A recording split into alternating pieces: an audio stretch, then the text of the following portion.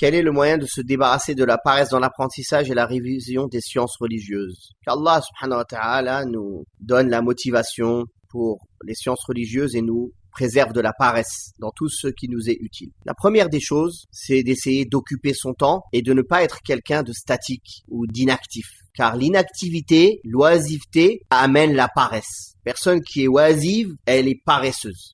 Donc, occuper toujours son temps dans des choses utiles, que ce soit des choses utiles religieusement ou des choses utiles même dans la vie mondaine qui peuvent avoir un bon effet dans les sciences religieuses. Deuxièmement, invoquer beaucoup Allah. Il y a des invocations qu'on fait matin et soir, dans les adhkar à dire matin et soir, où on demande à Allah de nous préserver de la paresse. Invoquer Allah sincèrement qu'il nous préserve de la paresse et qu'il nous donne la motivation dans les sciences religieuses. Troisièmement, il faut avoir un professeur qui nous suit, qui nous met la pression, qui nous demande des comptes, qui nous gronde si on n'a pas fait les choses comme il faut. Ça aide à combattre la paresse. Ça aide à être constant dans notre apprentissage. Un professeur dans le Coran, un professeur dans l'arabe, un professeur dans les sciences religieuses, ça peut être le même professeur ou plusieurs professeurs, mais quelqu'un qui nous suit, qui nous demande des comptes, avec qui on a un rendez-vous, où on va devoir, quoi qu'il arrive, se présenter et réciter notre partie ou bien être testé ou rendre des devoirs. Ça aide à combattre la paresse.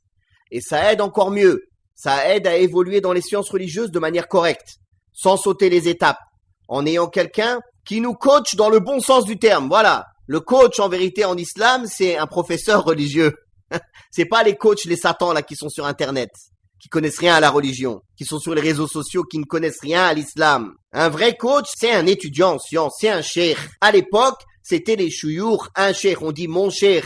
Je suis allé chez mon cheikh, il m'a enseigné ça, il m'a conseillé cela, il m'a dit de faire comme ça. Avant, c'était comme ça. Avant, dans chaque village, dans chaque quartier, les gens allaient chez le cheikh du quartier pour apprendre chez lui, pour demander conseil, même pour les choses de la vie, pour être éduqués par lui. Aujourd'hui, ça n'existe plus. Les gens, ils préfèrent aller chercher leur éducation auprès des innovateurs, auprès des égarés, auprès des pervers, auprès des influenceurs sur les réseaux sociaux.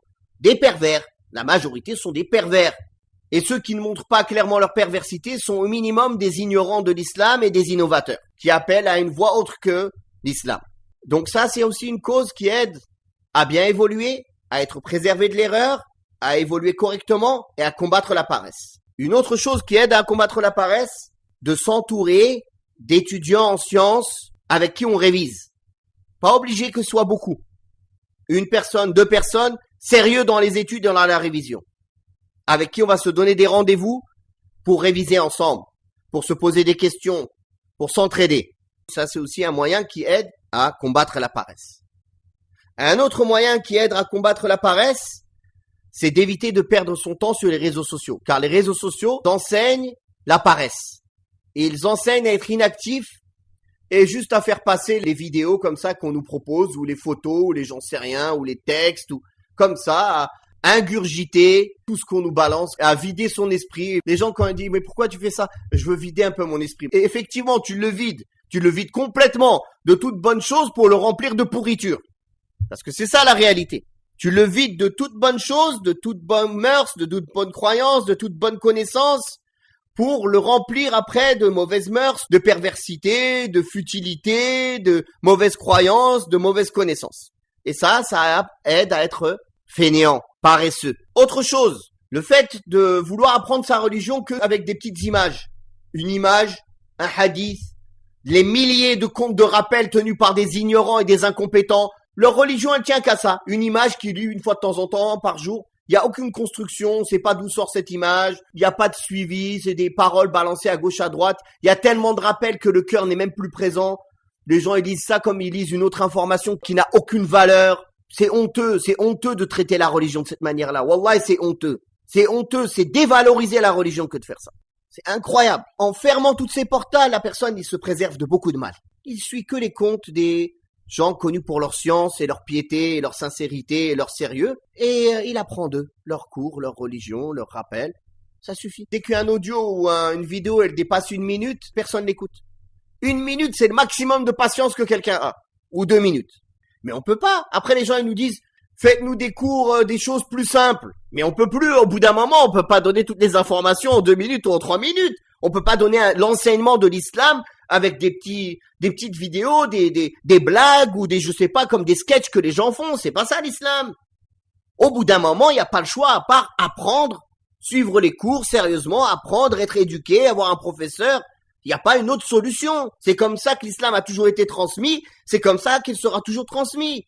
Ceux qui veulent maintenant utiliser des modes alternatifs de transmission, ils se trompent. Ils habituent les gens à être des fainéants, à jamais apprendre correctement. Et comme je le dis et je l'ai toujours dit, nous on est sur les réseaux sociaux, c'est juste un hameçon. En fait, les petites images qu'on met, les hadiths, pour nous c'est comme un hameçon pour que les gens s'y accrochent et après viennent écouter les cours plus longs et soient motivés pour apprendre vraiment leur religion, suivre des séries, être éduqués par des gens. Un hadith, c'est la parole du prophète sallallahu alayhi wa sallam, c'est grand. Mais la manière dont c'est transmis, la manière dont c'est rapporté, justement, les gens ils donnent pas de valeur au hadith.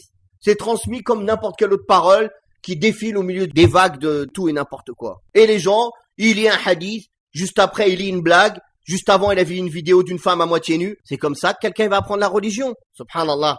Donc il y a beaucoup de choses à dire, mais Allah al-Musta'an.